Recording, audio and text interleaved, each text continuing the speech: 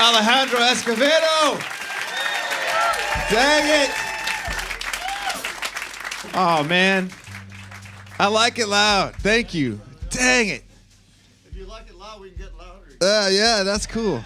Some people come in with just a stool and an acoustic guitar, and that's kind of cool. But this is really cool, man. A master at his craft right here. Thanks for your, yeah, you can keep going. You can clap for him. At the Doug Fir tonight. So if you want to go see it again, downstairs at the beautiful Doug Fir over there tonight. 12th studio album came out last year.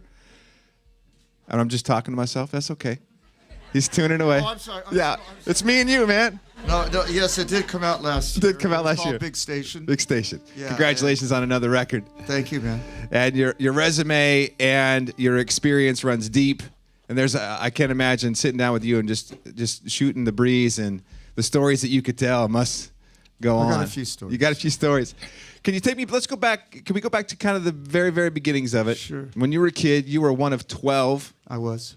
And music runs deep. It ran deep throughout all of those years when you were a kid, and then, of course, on through now. And you were kind of the young punk rock brother. Well, yeah, I was originally born in San Antonio, Texas, and 12 children. And my father had been he'd come over across the border from Saltillo, Mexico, when he was 12. And he went looking for his parents who had left him in Mexico, and he came looking for them in Texas and found them in outside of San Marcos. But he was always a singer, he sang in work camps, and he was in mariachi bands in the 30s.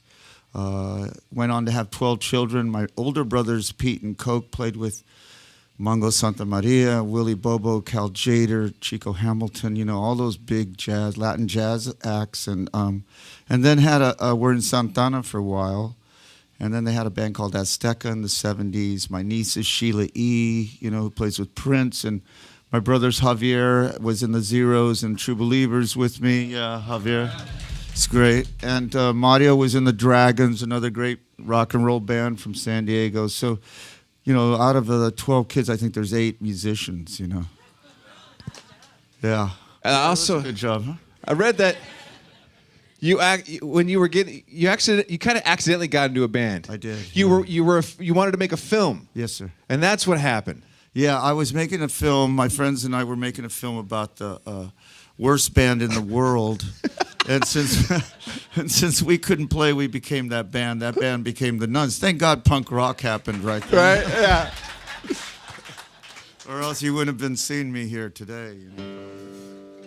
That's something that always comes up. I did some research, a lot of interviews, and everything that has to mention you. The Nuns always comes up, and it always comes back to that one gig in 1978. Yeah, at the Sex Pistols gig. Yeah. Yeah. Is that just a benchmark as far as it's a cool open up for the Sex Pistols, or is there more of a story behind that?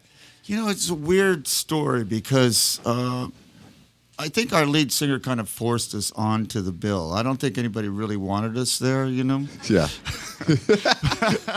But we were there anyway. So, and it was just such a strange gig, man, because it was like the end of punk rock as we knew it, and it was the beginning of what became like the Dead Kennedys and Black Flag. Sure. All those bands came after that, and it became much more suburban, much more male-dominated. It wasn't like that in the beginning. Right. It was more about expressing yourself, and saying things. And there was a lot more of gender. I mean, there's boys and girls in bands. There was all-girl bands. It was different back then. And then suddenly it became very different. And that's when we went to New York and lived at the Chelsea Hotel. And Sid and Nancy came and lived and became our neighbors, right? Yeah. Like I said, I'm sure there's a lot of stories. There's a lot of stories. What's the future? I heard you did want to make a record with your family, or the majority of your family. I do, yeah. Eventually, yeah. We're going to make a record together, yeah. Is that immediate, or that's just no? It's a couple years away. I think, yeah. I got another record. We're going to start writing a new record pretty soon. Yeah. Yeah, that's cool, man. Yeah. Well, I'm going to shut up. We'll let you play some more. Doug Fir tonight. We'll do some CDs in the back a little bit later. Thank you so much for coming in.